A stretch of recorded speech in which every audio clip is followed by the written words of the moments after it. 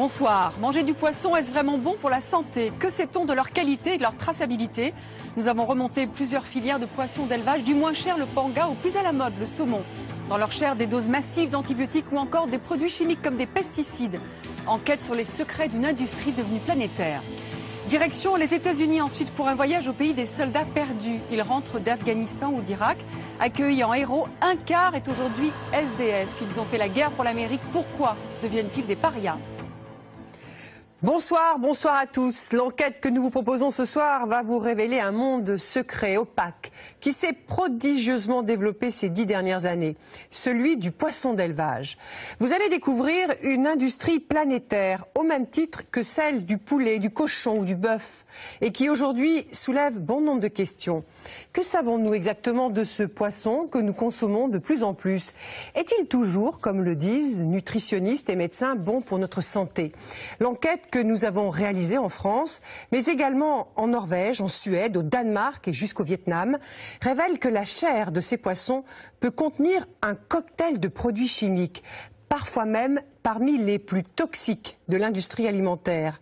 Et l'une des espèces les plus dangereuses serait le saumon d'élevage, l'un des plus consommés en France. Nous avons remonté ces filières de production jusqu'à notre assiette. Une enquête exceptionnelle de Nicolas Daniel et Louis de Barbeyrac. Nicolas rejoindra Guylaine sur ce plateau à la fin de ce reportage.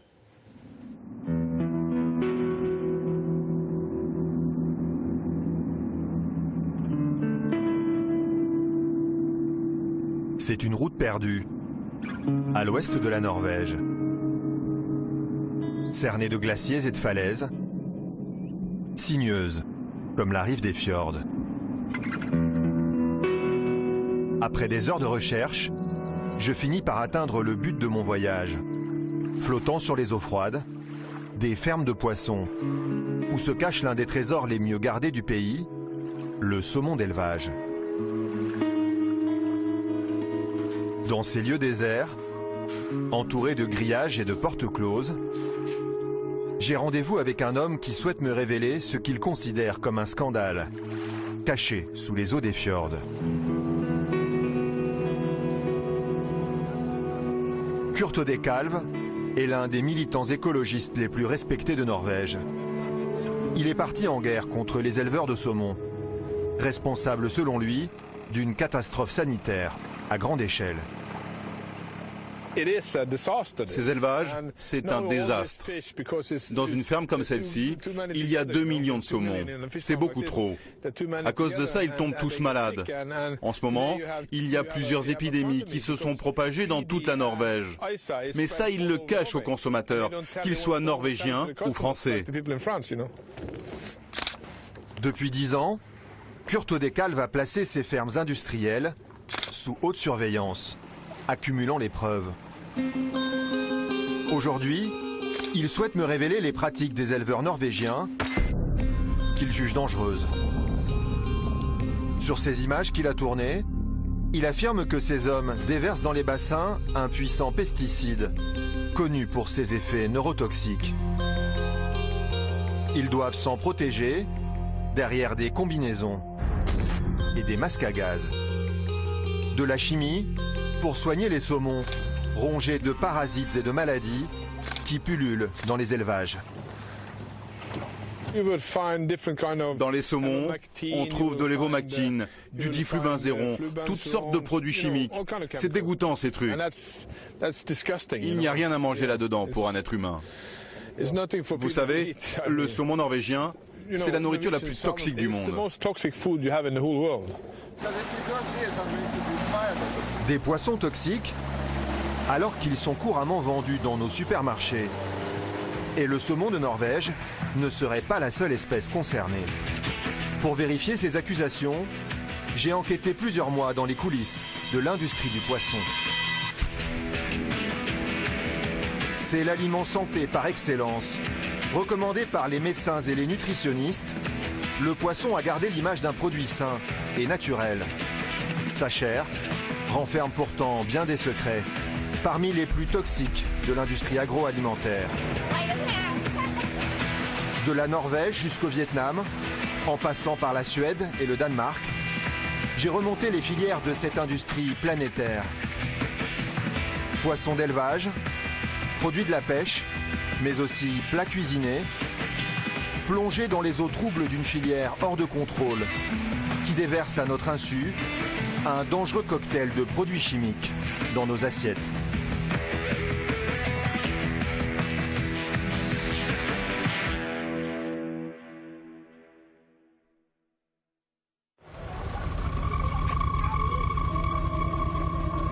En France, la consommation de poissons a plus que doublé en 50 ans. Elle atteint aujourd'hui 27 kilos par an et par habitant. C'est plus que le bœuf ou le poulet. Pour répondre à la demande, de nouveaux poissons ont fait leur apparition. Et les poissonneries d'aujourd'hui ne ressemblent plus vraiment à celles d'autrefois. Jeune homme, bonjour. Bonjour. Vous désirez Je vais vous prendre 2 filets de saumon, s'il vous plaît. D'accord. D'accord. Vous voulez qu'on en... Dans cette poissonnerie parisienne, le saumon est écossais, les bars sont grecs, et à part la truite, pas un poisson français à l'horizon. On a très peu de poissons français, tout en sachant que maintenant on nous donne pas on nous dit simplement Atlantique Nord-Est, on nous donne que des zones de pêche. Il y a quelques années, on nous précisait beaucoup mieux les choses. Aujourd'hui, la grande majorité des poissons consommés en France est importée. Et près d'1 sur 2 est un produit d'élevage. En élevage, on a le saumon, le bar, la dorade. On a à peu près 60% de pêche et le reste de l'élevage. Des poissons beaucoup moins chers que les produits de la pêche, comme ces saumons d'élevage ou ces filets de panga. À 12,90 € le kilo, c'est le poisson le moins cher du magasin.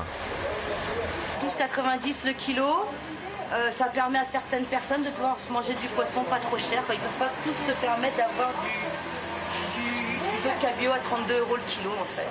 C'est un produit qui marche très fort. Le prochain élevage est pour quand? Demain.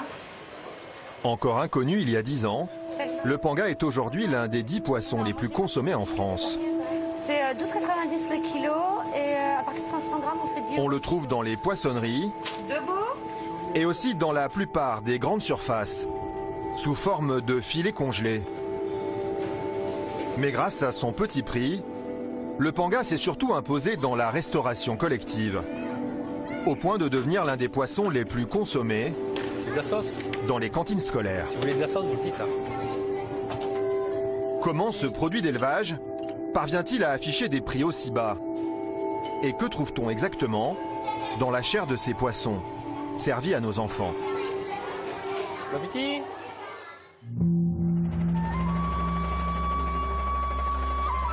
Au sud du Vietnam, dans le delta du Mekong, la première étape de mon enquête. Ici, le panga fait partie des traditions culinaires, vendu sur les marchés, consommé tous les jours dans les restaurants.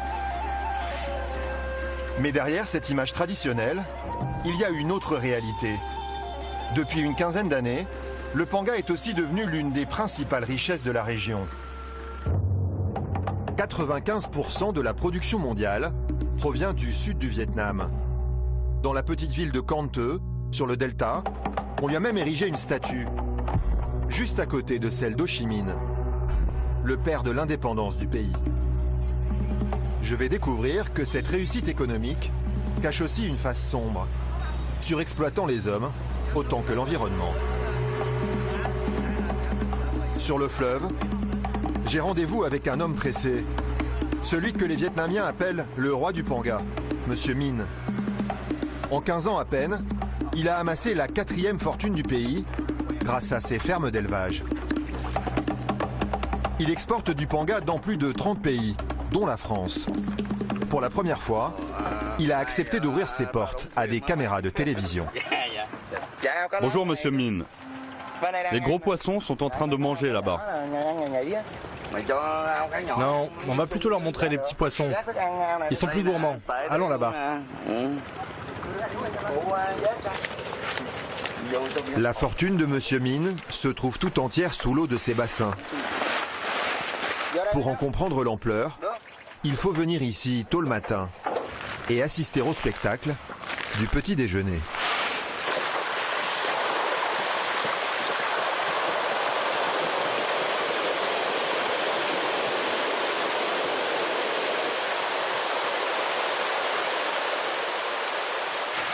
Dans chacun de ces étangs, 300 000 pangas.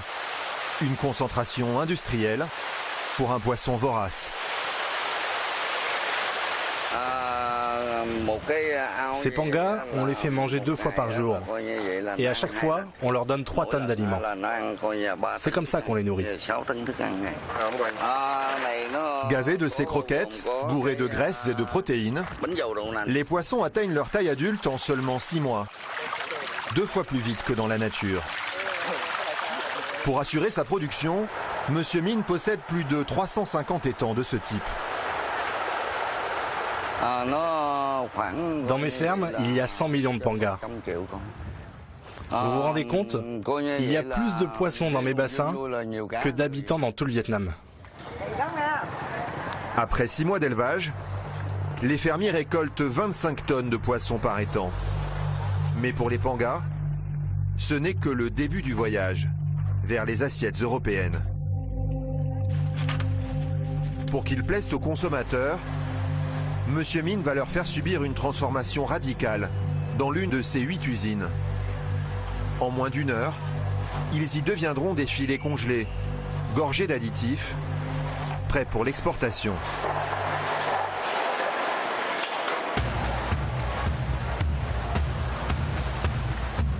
Pour préparer ce poisson, vendu à bas prix sur le marché européen, plus de 1000 ouvrières transforment jusqu'à 100 tonnes de pangas par jour. La rémunération des employés dépend de leur performance. Jusqu'à 150 € par mois. Mais pour ça, il faut tenir la cadence. 10 secondes en moyenne par filet, 10 heures par jour. Plus elle travaille et plus elle gagne. C'est la règle ici.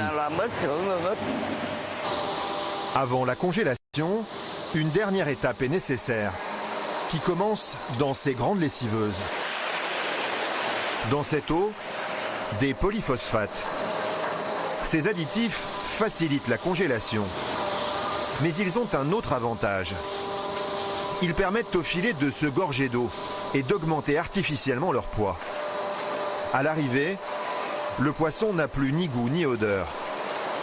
Mais étonnamment, pour Monsieur Mine, c'est plutôt un avantage à l'exportation. Contrairement aux autres poissons, le panga ne sent rien. Et il n'a pas de goût non plus, donc il prend le goût de toutes les épices.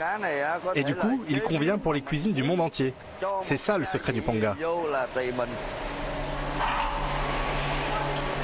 Tous les ans, le Vietnam exporte 1,5 milliard de ses filets low cost, incolores et inodores. 20% de la production nationale sort des usines de Monsieur Mine. Dans son hangar, plusieurs milliers de tonnes sont en partance vers l'Espagne, l'Ukraine ou encore le Brésil. Mais aussi, à en croire Monsieur Mine, vers certains supermarchés français.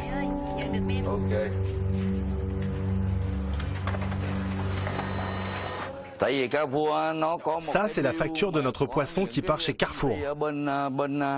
Ça passe par un intermédiaire car Carrefour n'achète pas en direct. C'est un grossiste qui nous achète la cargaison et qui en revend une partie à Carrefour. Regardez, c'est ce grossiste, basé à Paris. Contacté, Carrefour a contesté cette information. Dans les pangas de Monsieur Mine, nous n'avons constaté aucun problème sanitaire. Mais dans d'autres élevages, certains poissons concentrent dans leur chair de dangereux cocktails de produits chimiques. Car la plupart des pangas sont malades, à cause de la pollution des eaux du Mékong. Monsieur Huynh est le représentant local du WWF, une association qui en 2009 a inscrit le panga sur sa liste rouge des produits dangereux pour l'environnement et pour le consommateur. Là, regardez, c'est une ferme d'élevage. Il y a des pangas juste là. Les pangas de cette ferme sont élevés dans une eau directement pompée dans ce canal, l'un des milliers de petits affluents du Mékong où se concentre la pollution. La pollution se voit à l'œil nu. Il n'y a qu'à comparer la couleur de l'eau dans ces petits canaux avec celle du fleuve principal. Ici, c'est beaucoup plus sombre. C'est à cause des activités humaines, tout autour.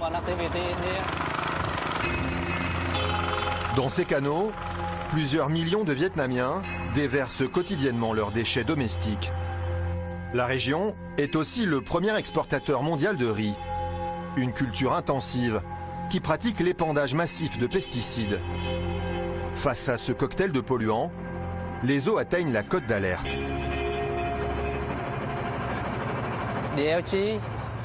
Ces canaux concentrent des algues vertes et des bactéries qui détruisent l'oxygène et rejettent des produits toxiques dans l'eau.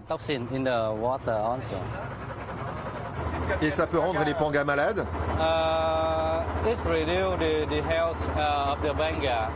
Oui, bien sûr. Parce qu'en réduisant la proportion d'oxygène dans l'eau, on affecte la santé et le système immunitaire des poissons. Et pour soigner leurs pangas rendus malades par la pollution, les éleveurs déversent dans les étangs des quantités industrielles de médicaments. Dans cette ferme, justement, les poissons ont attrapé plusieurs maladies. C'est une grande ferme. Patrick Questemont est chercheur pour l'université de Namur, en Belgique. Il est venu aider cet éleveur à soigner ses pangas. Ces maladies de vos poissons, ça ne vous pose pas de trop gros problèmes? Si, ça nous pose des problèmes. Sur le corps et aussi au niveau des nageoires, ils ont des saignements. Des saignements, d'accord. Et ils ont aussi une maladie du foie.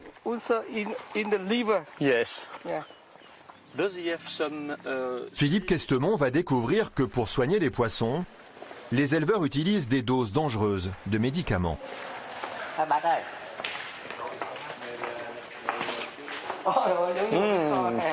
Oh là là, mais c'est bourré de produits chimiques ici. Oui, là vous voyez, ce sont des antibiotiques. Dans ce local à pharmacie, plusieurs centaines de boîtes d'antibiotiques de toutes sortes. Massivement employés dans cet élevage, ils y provoquent une réaction en chaîne. Le problème étant qu'il y a toujours des résidus, ça se retrouve dans l'environnement et à terme, les bactéries deviennent résistantes à ces antibiotiques. Régulièrement administrés aux poissons, ces antibiotiques renforcent les maladies qu'ils sont censés combattre, obligeant les producteurs à augmenter les doses. Un cercle vicieux, car aujourd'hui, plus aucun éleveur ne peut y échapper. Si le poisson consomme des antibiotiques, il va en fixer une partie dans ses tissus et puis il va les libérer sous forme de résidus via les excréments, via l'excrétion. Et ensuite, ces résidus d'antibiotiques peuvent se retrouver dans les canaux. À la limite, peuvent d'ailleurs même rentrer dans d'autres piscicultures puisque ces canaux sont aussi utilisés par d'autres pisciculteurs. Pour enrayer ce cercle vicieux, Philippe Questemont tente de promouvoir des médicaments moins polluants. Mais ils coûtent beaucoup trop cher pour les éleveurs, qui se plaignent du prix d'achat de leurs poissons par les distributeurs occidentaux. Sulfadiazine. Nos coûts de production sont de 23 000 dong le kilo. Mais notre prix de vente n'est que de 22 000 dong, donc nous perdons déjà de l'argent. D'accord. Augmenter vos coûts, ce n'est pas bon pour le business. Après les antibiotiques, Philippe Questemont va faire une découverte encore plus inquiétante. Ici aussi, il y a du stock. Fumarate, manganèse, gluconate, copper gluconate. Ça, ce ne sont pas des antibiotiques. Ce sont plutôt des produits chimiques. Des pesticides.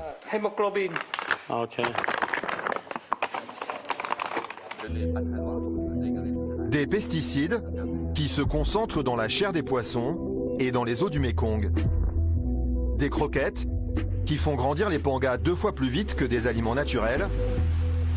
Et une concentration record de poissons dans les étangs. Ces conditions d'élevage mettent-elles en danger la santé des consommateurs? Au Vietnam, c'est ici que s'arrête mon enquête, car aucune étude scientifique indépendante n'a été menée sur le sujet. Pour connaître la réponse, j'ai dû me rendre dans un pays qui a poussé plus loin encore l'utilisation des produits chimiques et les techniques d'élevage industriel.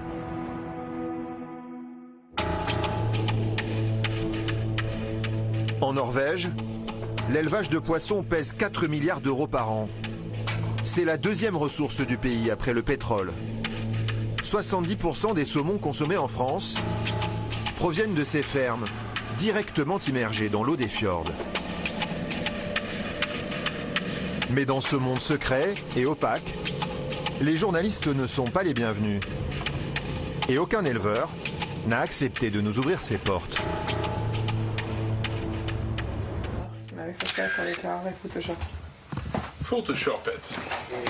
Je retrouve Kurt Dekalve, l'activiste qui se bat contre les méthodes des éleveurs norvégiens. Pour percer les secrets des fermes d'élevage, son organisation s'est dotée de moyens dignes d'un film d'espionnage. Ce bateau et aussi ce robot sous-marin avec lequel il sonde les eaux des fjords.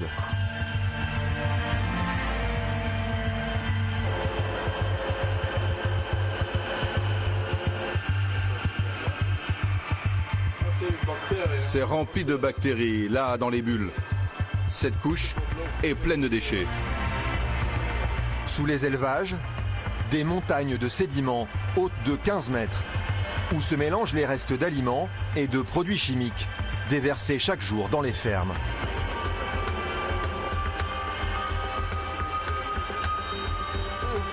C'est incroyablement pollué là-dedans.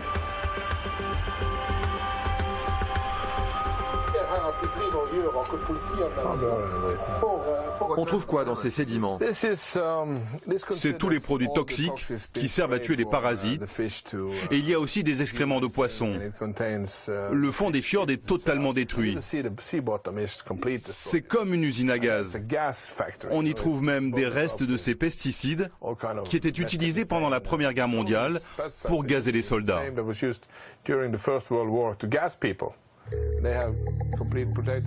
Le principal problème des éleveurs norvégiens, c'est ce parasite, le pou de mer. Il se loge dans la chair des poissons et peut provoquer leur mort. Devenu résistant à tous les traitements, il oblige les éleveurs à employer des pesticides de plus en plus agressifs. Ces conditions d'élevage produisent sur les poissons des résultats effrayants, comme sur ces cabillots, déformés par des mutations génétiques. Ça, c'est un cabillaud échappé d'une ferme. Dans les élevages, presque 50% des cabillots naissent comme ça. Ils ne peuvent pas fermer la bouche. C'est une mutation génétique. Il faut 8 générations pour que ça disparaisse.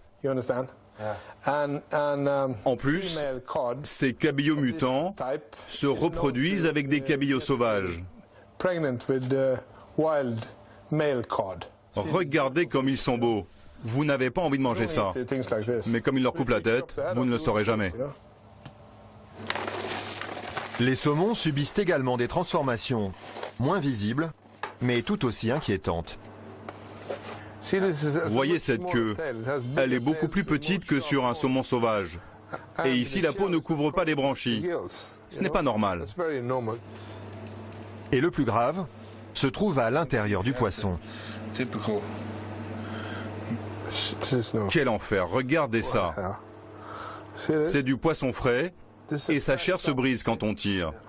Ce n'est pas normal. Cette chair devrait être beaucoup plus élastique. Ce poisson ne devrait pas être consommé. Un saumon sauvage contient de 5 à 7% de gras. Celui-ci, de 15 à 34%. Et comme les produits chimiques se stockent dans le gras, ça fait de ce poisson la nourriture la plus toxique du monde.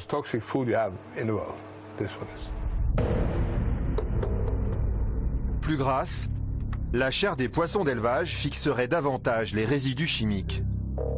Et les observations de Kurt Dekalve sont aujourd'hui confirmées par les études d'un chercheur français. Jérôme Ruzin travaille pour l'université de Bergen, en Norvège. Il a mesuré la concentration des produits toxiques présents dans différents produits alimentaires. Et les résultats qu'il a obtenus sont édifiants. Les différentes couleurs représentent différents polluants. Ici, vous avez différents produits alimentaires. Hamburger, ça c'est du lait entier, des œufs, des pommes pommes de terre, morue, saumon d'élevage. C'est incroyable ce graphique-là. On voit que le poisson d'élevage a des concentrations énormes par rapport aux autres produits. Par rapport aux autres produits, on voit très clairement que le saumon d'élevage contient beaucoup plus de polluants.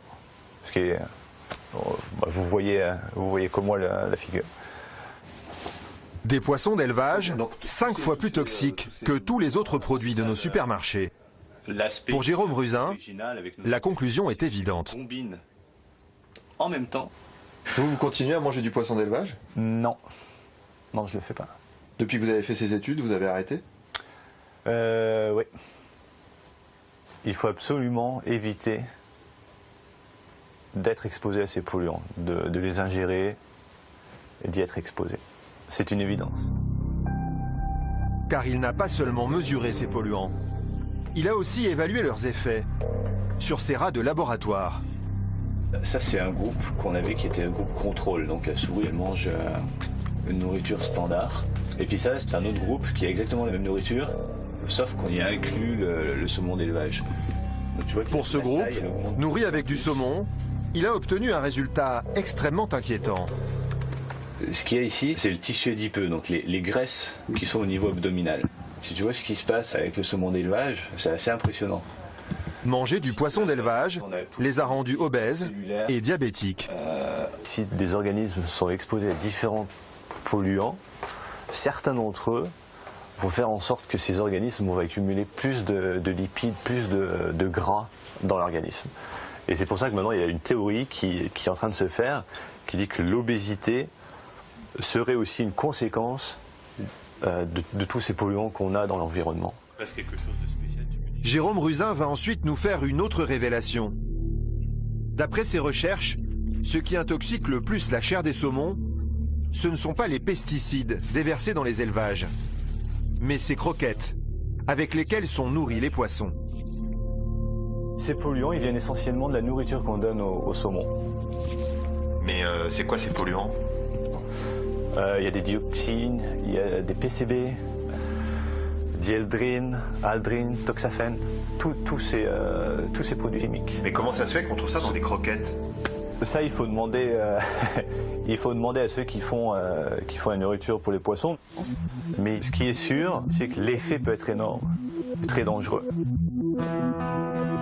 De simples croquettes qui seraient plus dangereuses encore que les pesticides et les antibiotiques. Comment sont-elles fabriquées? Et pourquoi sont-elles aussi toxiques?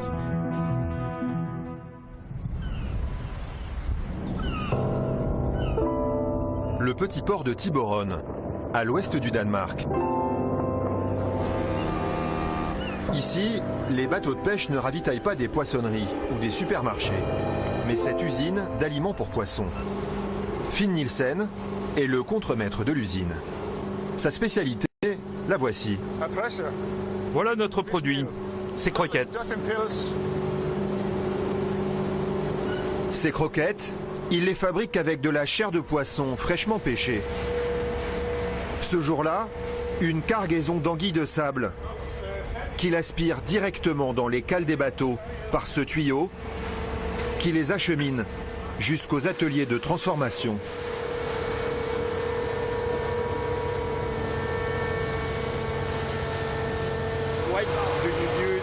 Pourquoi utilisez-vous ces anguilles pour vos croquettes? Parce que c'est un poisson gras. Il contient des protéines, mais aussi beaucoup d'huile. Ce qui l'intéresse, ce sont les poissons gras. Dans son usine, 20% proviennent de la mer Baltique. Et c'est là que le problème commence.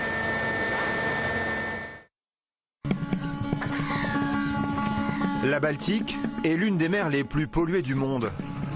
Et certaines espèces qu'on y pêche sont aujourd'hui devenues toxiques, contaminant les croquettes, mais aussi toute la chaîne alimentaire.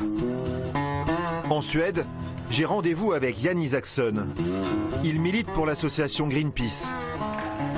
Dans cette poissonnerie, il m'emmène acheter des poissons pêchés dans la région. Bonjour. Je voudrais des harengs et du saumon, s'il vous plaît. Mais avant de nous les vendre, la poissonnière va nous tenir un discours étonnant. Elle va nous mettre en garde contre sa propre marchandise. C'est du hareng de la Baltique. Faites bien attention.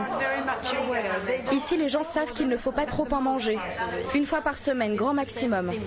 Et c'est pareil pour les anguilles. Et d'ailleurs, les femmes enceintes ne doivent manger aucun poisson de la Baltique.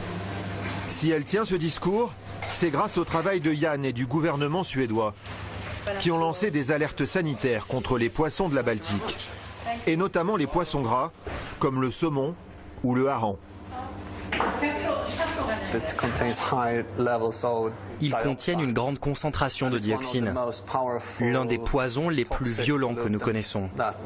Et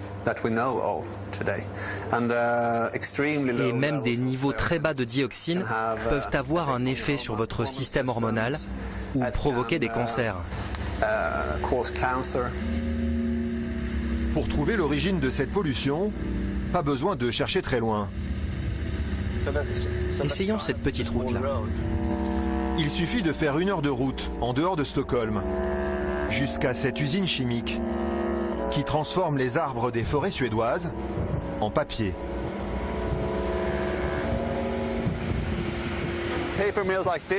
Historiquement, les papeteries suédoises sont à l'origine de la pollution à la dioxine. Il y en a ici de fortes concentrations. Et la chimie suédoise n'est pas le seul pollueur. Autour de la mer Baltique, 9 pays très industrialisés déversent leurs résidus chimiques, comme l'Allemagne ou la Russie. Une mer presque fermée, dont les eaux ne se renouvellent qu'au bout de 30 ans. Les produits chimiques s'y concentrent et aboutissent dans la chair des poissons.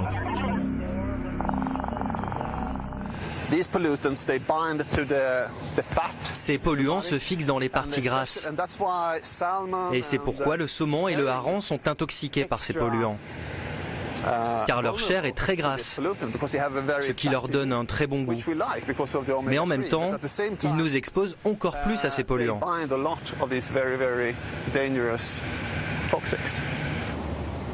Ces produits chimiques remontent ensuite la chaîne alimentaire. Plus un poisson est gras, et plus il fixe dans sa chair les polluants. Certains, comme les pesticides ou les PCB, ne s'éliminent jamais. On les appelle les polluants organiques persistants. En remontant la chaîne alimentaire, ils se concentrent de plus en plus dans les parties grasses. En bout de chaîne, 1 kilo de thon ou de saumon est donc beaucoup plus toxique qu'1 kilo de petits poissons.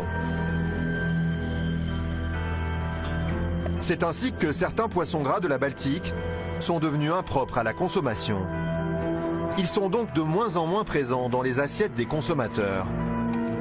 Du coup, ils se retrouvent massivement sur le marché des croquettes pour poissons. Et c'est là que l'intoxication s'accélère.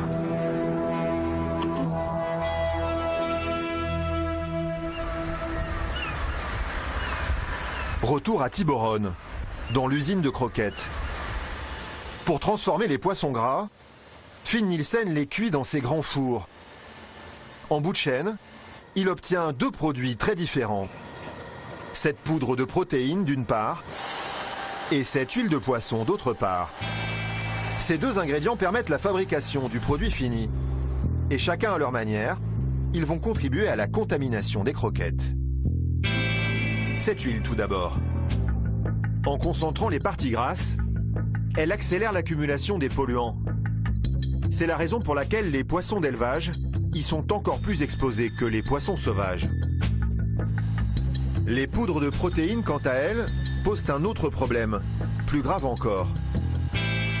C'est au bout de l'usine que je l'ai découvert, dans ce bac de produits chimiques.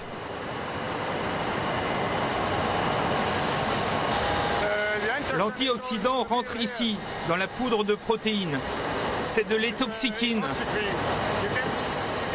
L'étoxychine, un produit que Finn Nielsen utilise abondamment, mais dont apparemment, il ne sait rien. Ça sert à quoi? Il se passe quoi si vous ne mettez pas de ce produit? Je ne sais pas ce que c'est. Je sais juste que je dois en mettre. À quoi sert ce mystérieux produit chimique? Et fait-il courir un danger aux consommateurs?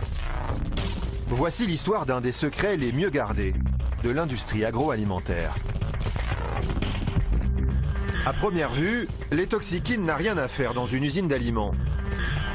Le produit a été enregistré en 1959 par Monsanto, le géant américain de la chimie, dans la catégorie des pesticides. Il servait à traiter le caoutchouc, mais aussi les fruits et légumes. Son usage est strictement encadré et limité. Que fait-il dans des aliments pour poissons? La réponse se trouve en Suisse, à Genève, dans ce laboratoire de la répression des fraudes. Il y a 2 ans, Patrick Eder et Didier Ortelli ont eu la surprise de trouver de l'étoxyquine dans la chair des poissons d'élevage, dans des concentrations extrêmement élevées, bien au-dessus des 50 microgrammes par kilo autorisés dans les aliments. La valeur de référence, c'est 50. Donc on serait à ce niveau-là. Et on voit bien que dans nos poissons, on a mesuré jusqu'à 10 à 20 fois plus que cette norme-là, puisqu'on a des concentrations comprises entre 500 voire 800, presque 1000 microgrammes par kilo. Ouais, donc c'est massivement plus que la norme, quoi. C'est beaucoup plus que la norme. On voit que dans les poissons sauvages, il n'y en a pas, ce qui est logique puisqu'elles ne se nourrissent pas de farine de poisson. Et que par contre, tous les poissons issus de l'aquaculture sont contaminés par de l'étoxyquine. Avant eux, personne n'avait jamais pensé à chercher de l'étoxyquine dans les poissons. Et pour cause. Le produit est censé protéger les fruits et légumes. Mais les fabricants de farine lui ont depuis trouvé un autre usage. Alors en fait, il est mis dans les farines de poisson pour éviter que les matières grasses qui sont présentes rancissent, donc pour garantir la qualité des matières grasses. Le problème, c'est que les fabricants de croquettes n'ont pas prévenu les autorités sanitaires de ce changement d'utilisation. Résultat, le taux d'étoxyquine est sévèrement encadré dans les fruits et légumes, et même dans les viandes, mais rien concernant les poissons. C'est paradoxal, il y a une norme pour les bœufs et les poulets, mais il n'y a pas de norme pour les poissons. C'est même pire que ça, vous allez retrouver une norme pour les kangourous, pour les reptiles, mais il n'y a rien du tout pour les poissons. Et Patrick Eder a fait une découverte plus étrange encore. Les effets de l'étoxyquine sur la santé humaine n'ont en fait jamais été évalués par l'EFSA, l'Agence européenne de sécurité sanitaire. Il manque énormément de choses puisqu'on voit bien dans le rapport de l'EFSA que la toxicité long terme et les aspects liés au cancer, il n'y a pas d'études valides qui ont été soumises, qu'au niveau de la toxicité de reproduction, du développement du fœtus, pas d'études valides soumises, au niveau de la neurotoxicité, idem, et à l'arrivée, l'EFSA ne peut pas donner une dose journalière admissible parce qu'elle le dit, elle ne peut pas le calculer, elle n'a pas de données suffisantes. Si cette substance devait nouvellement apparaître sur le marché, certainement qu'elle ne pourrait pas, avec un niveau d'étude aussi faible. Une seule étude sérieuse a été publiée. Elle émane d'une chercheuse norvégienne. On n'a quasiment rien trouvé, si ce n'est cette thèse qui avait eu lieu donc, en Norvège. Je décide de retrouver la trace de cette chercheuse. Elle a soutenu sa thèse à Bergen, à l'ouest de la Norvège, dans cet institut de recherche étatique, le NIFES. Mais depuis, elle y a perdu son travail. C'est donc chez elle que je la retrouve. En travaillant sur l'étoxyquine, Victoria Bone a d'abord découvert que personne, pas même le fabricant Monsanto, n'avait la moindre idée des effets de ce produit sur la santé humaine.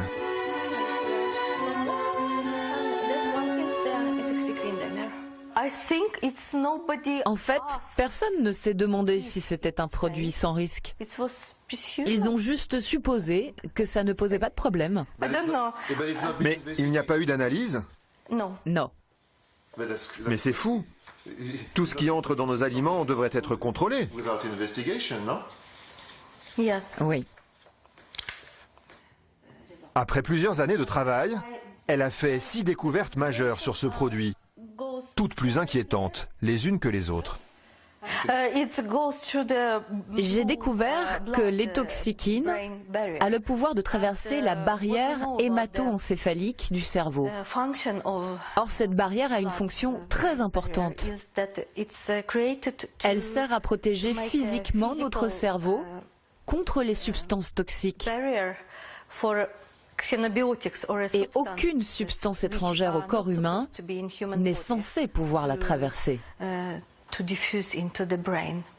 Mais les toxines, elles rentrent quand même dans le cerveau. Oui. C'est vraiment dangereux? Bien sûr, oui. Et cette découverte devrait être publiée aussi vite que possible. Selon elle, une contamination du cerveau, mais aussi de probables effets cancérigènes. Le problème, c'est que depuis plusieurs années, Victoria Bone n'a pas pu publier un seul de ses résultats dans une revue scientifique. Qu'est-ce qui vous empêche de publier ces résultats? Parce que je ne fais plus partie de l'Institut. J'ai perdu mon statut de chercheur. Et du coup, je n'ai pas le droit de publier mes recherches scientifiques. À la fin de sa thèse, et malgré ses nombreuses découvertes, Victoria Bone a en effet quitté l'Institut de recherche, officiellement de son plein gré. Mais je ne vais pas tarder à découvrir que la réalité est un peu différente de la version officielle. En fait, j'ai fini par décider que je ne voulais plus m'intéresser à cette question. Mais pourquoi? Vous avez fait 6 découvertes importantes. Vous me dites que vous avez envie de les publier. Si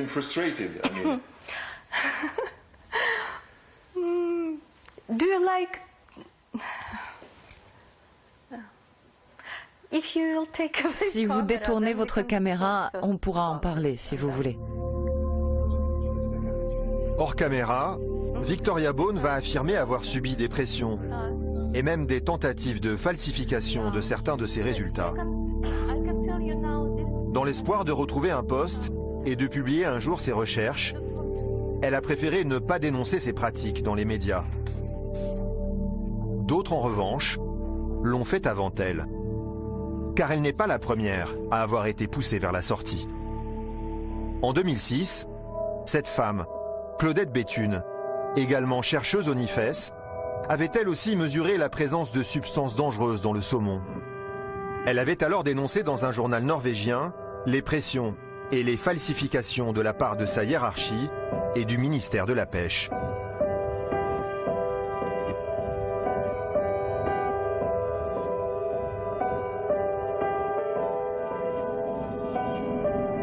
Il y a 4 ans, des crédits de recherche sur les toxines ont été coupés par le ministère norvégien de la Pêche.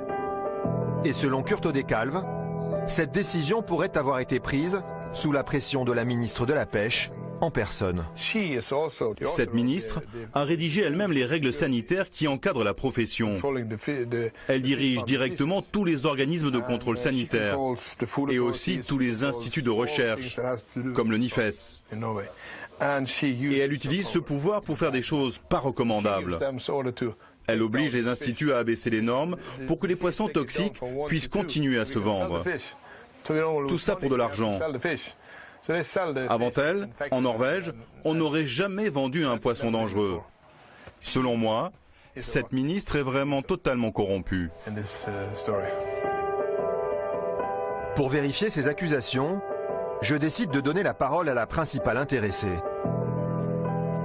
À Bruxelles, dans les allées d'un salon professionnel, j'ai rendez-vous avec la ministre pour 5 minutes d'interview. Mais le temps qui me sera imparti va s'avérer beaucoup plus court. Les chercheurs du NIFES voudraient travailler sur les toxines, mais ils n'ont pas d'argent pour le faire. Vous allez rétablir les crédits pour qu'ils puissent travailler? Pardon, monsieur, mais je ne sais rien à ce sujet. Et en tout cas, je ne peux pas vous en parler maintenant.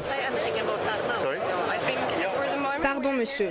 Nous sommes ici pour parler du salon du poisson et de rien d'autre. Assez vite, les chargés de communication mettent fin à l'interview. Monsieur, l'interview est terminée. Mais je n'ai pas pu poser toutes mes questions. Oui, mais c'est comme ça.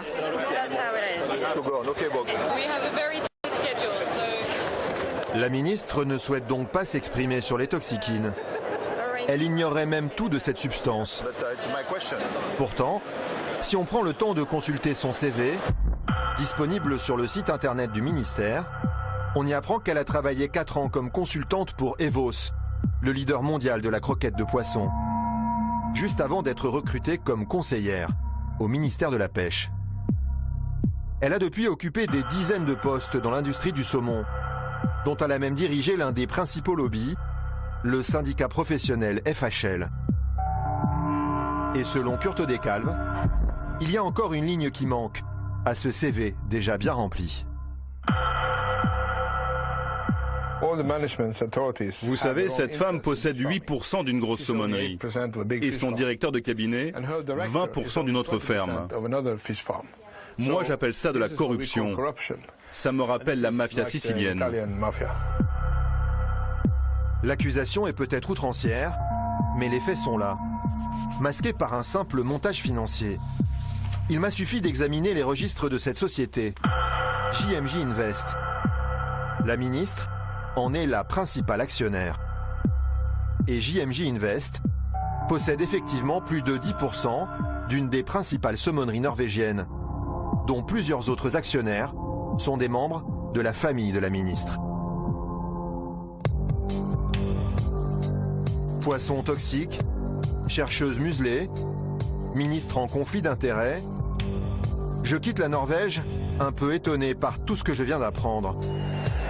Mais mon enquête n'est pas encore tout à fait finie. Il me reste à découvrir comment ces poissons se retrouvent parfois dans nos assiettes, sans même que nous le sachions. Il suffit pour cela qu'un industriel décide en toute discrétion de se tromper d'étiquette. Exactement comme dans le scandale de la viande de cheval.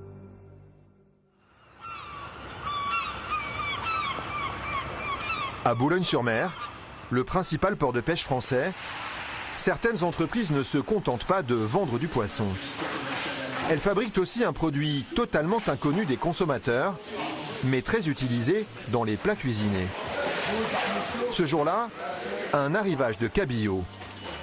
D'un côté, les filets s'entassent, et de l'autre, les déchets ne sont pas perdus pour tout le monde. Ici, ce que vous êtes en train de filer, c'est du petit cabillaud. Luce Sergent travaille pour une entreprise spécialisée dans la transformation des déchets de poisson. Donc en fait, voilà. Une fois qu'on a ôté le filet de cabillaud, en l'occurrence c'est un cabillaud, on voit qu'il reste encore pas mal de chair qu'on peut retirer par pulpage pour l'utiliser en agroalimentaire, dans des plats cuisinés, dans des rillettes par exemple. Voilà, donc on donne une valeur ajoutée à ce qui était considéré comme un déchet il y a encore quelques années. Et maintenant c'est devenu une ressource très prisée. Très prisée et surtout pas très chère. Ces restes, avec lesquels sont préparés nos plats cuisinés, Luce Sergent les achète moins de 15 centimes le kilo. Certains sont chargés dans ces conteneurs frigorifiques. D'autres partent directement dans ces camions-bennes et sont acheminés jusqu'à cette usine où rien ne se perd.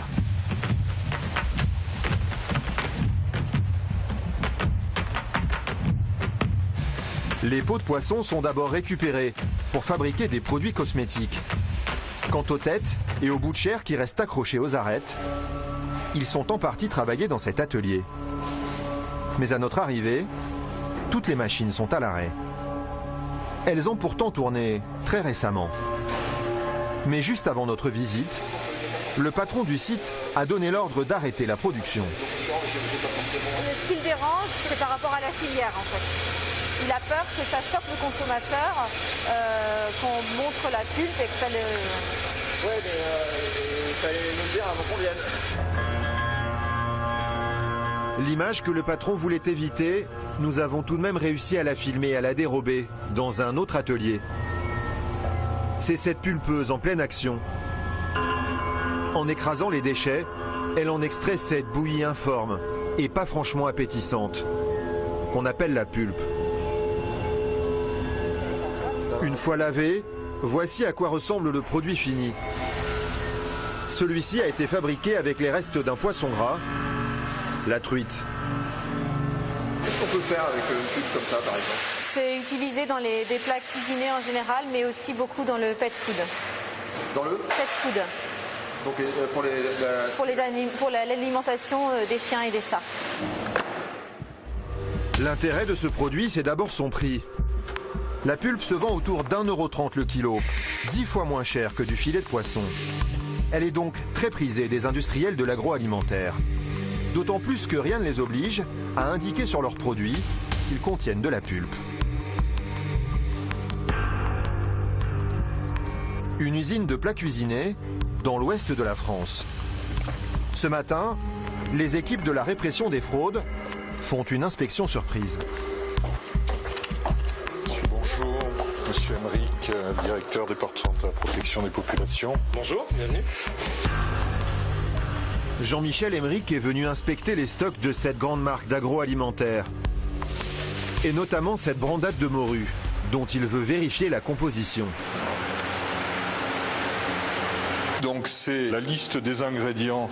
Vous avez de l'eau, de la morue 23%, constituée exclusivement de cabillaud et de sel. Donc le professionnel du coup s'engage à ce qu'il y ait 23% de produits nobles dans ce produit.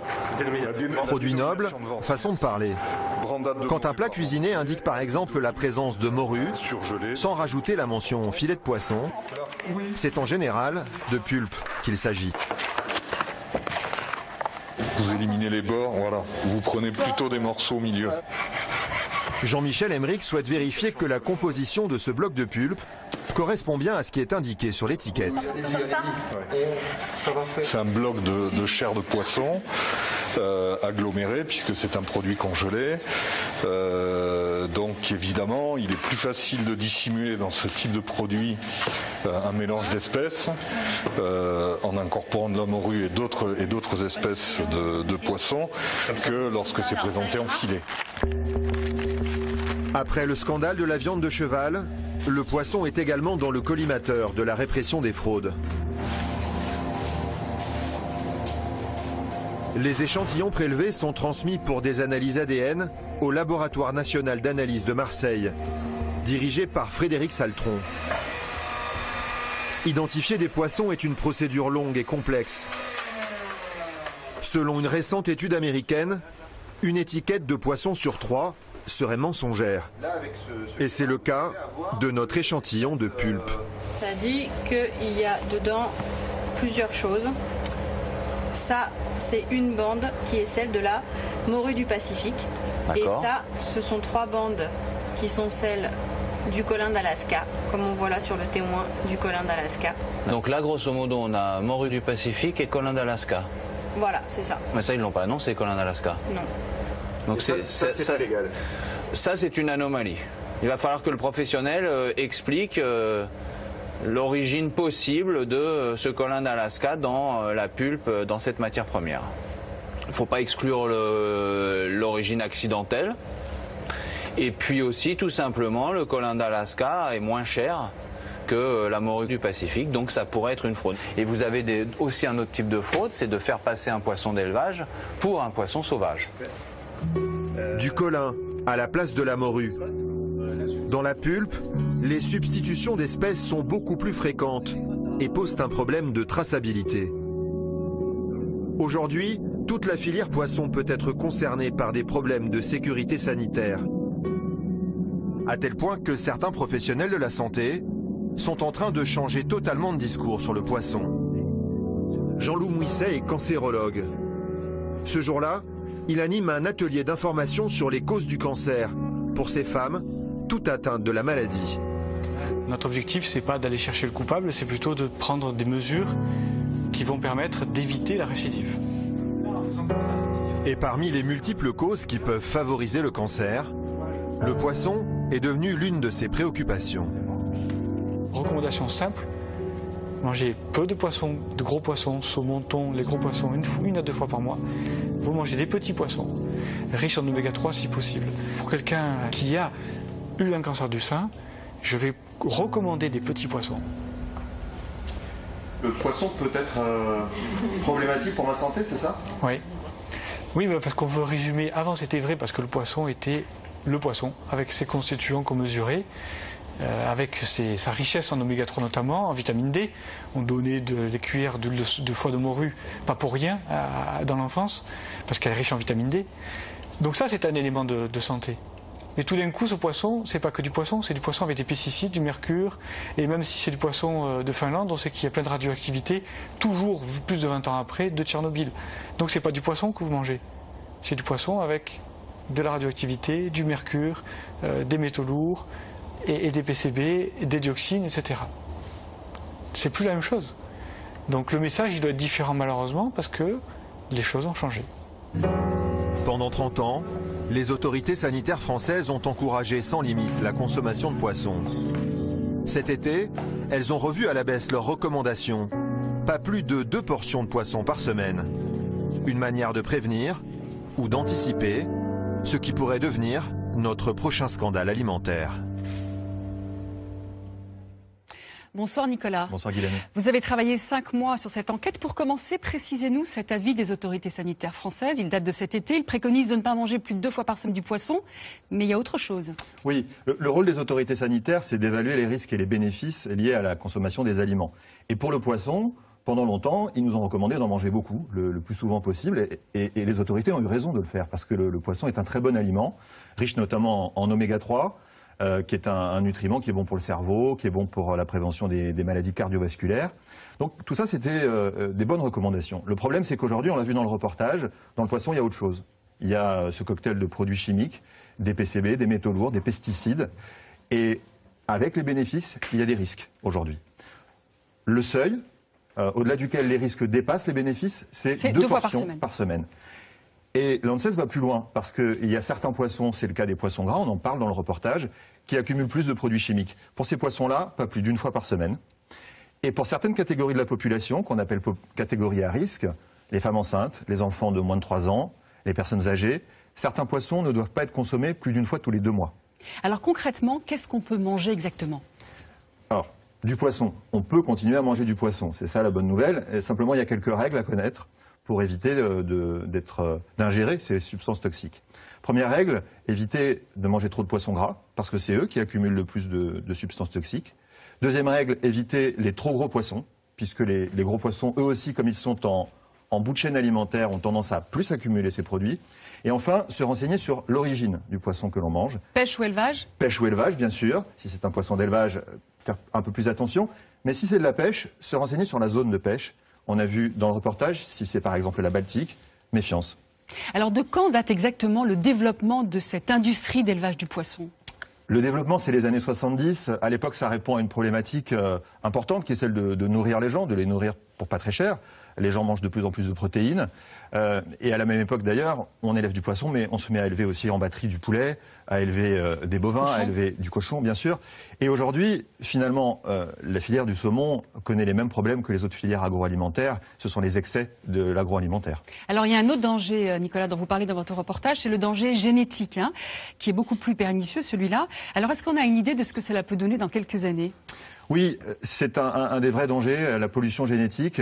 Aujourd'hui, un saumon d'élevage, ou un poisson d'élevage en général, n'a pas le même patrimoine génétique qu'un saumon sauvage. Et le problème, c'est qu'il peut s'échapper de cet élevage et se reproduire avec les poissons sauvages, et à terme détériorer les gènes, et même mettre un terme, bien sûr, du poisson sauvage. Sauvage, pardon. Et même éteindre certaines espèces. Et ça va aller plus loin, puisque aujourd'hui, il y a une entreprise américaine qui a mis au point un animal génétiquement modifié, un saumon génétiquement modifié, qui est 4 fois plus gros qu'un saumon sauvage et qui grandit 11 fois plus vite qu'un saumon sauvage. Ils lui ont simplement rajouté un gène qui lui fait sécréter une hormone de croissance. Le problème, c'est que la Food and Drug Administration, donc l'autorité sanitaire américaine, a rendu un avis positif pour la mise sur le marché de ce produit. Et donc, très prochainement, il pourrait y avoir les premiers animaux génétiquement modifiés dans nos assiettes. Comment il s'appelle? Un saumon. Comment il s'appelle ce poisson? Les détracteurs lui ont trouvé un petit surnom, c'est Frankenfish, en référence à Frankenstein. En effet, c'est très clair.